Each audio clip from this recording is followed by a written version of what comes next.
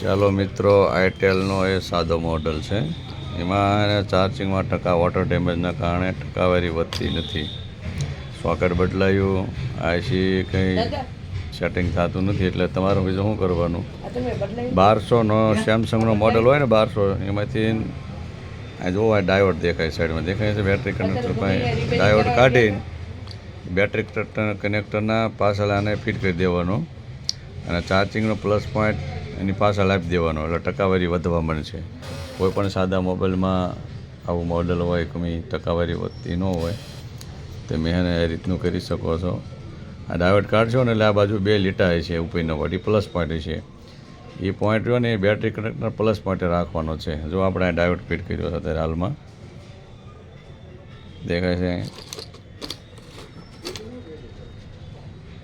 તો કાળો કાળો એનો દેખાય છે.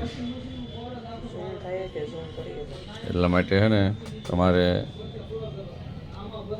જો આ ડાયોડ છે કાળો, આપણે એક્સ્ટ્રા આમાંથી કાઢીને મૂક્યો છે.